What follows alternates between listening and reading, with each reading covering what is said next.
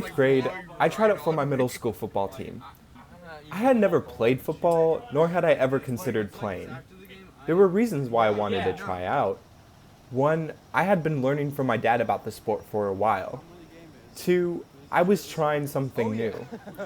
Three, I wanted attention. I was simultaneously critical and jealous of the admiration student athletes received from peers and school administration. Though I made it surprisingly far in the series of tryouts, I didn't make the team. Initially, I was disappointed. Now, I am relieved.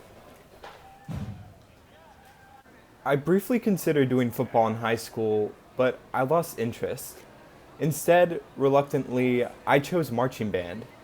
What I thought would be dull and uninteresting ended up becoming one of the most instrumental activities, pun intended, in shaping my personality. Through this experience, I realized the importance of cultivating inclusive spaces, celebrating each other's uniqueness, and coming together to create and share music.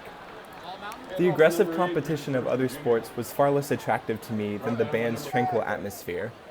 There were certainly times when it was intense, especially during band camp, and there were many faults. Even so, I felt comfortable. I'm in college band now, and while the environment is different, I still feel belonging. It is, as my directors, past and present, have emphasized, a family. Everyone is welcome. As I've felt greater attachment towards the arts, I've been increasingly, and I might add controversially, critical of football. Football, among other contact sports, exemplifies our culture's celebration of violence. Attendees are entertained by men tackling each other. If a referee makes a bad call, that is, a call that isn't in the home team's favor, the fans will collectively boo, or more impressively, chant, "Bullshit!" The players on the field are dehumanized. The members of the home football team are machines expected to perform consistently well, while the visiting team is the enemy. "Kill him!" Fans bellow as the opposing players receive the punt. Many tailgaters consume copious amounts of alcohol before the game. There is anger. There is injury. There is noise. These are some aspects of football, or more appropriately, the culture surrounding football, that concern me. Football reflects what we care about, which isn't always in the interests of everyone. I have to be careful. I don't want to sound like I am this moral superior who sits from an elevated throne of intellect demanding, "Thou shalt not watch football."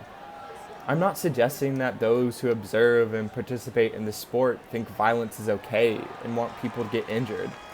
Football isn't the worst, it's imperfect. I cannot neglect the beauty of the sport, particularly that it brings people together.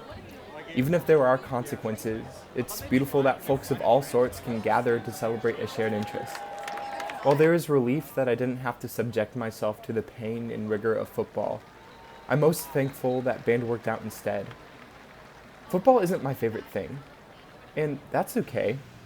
Maybe it's your favorite thing, and that's okay too. I have one request. Let's be mindful that with every passion, there are imperfections. With every imperfection is the invitation to get better. No tryout required.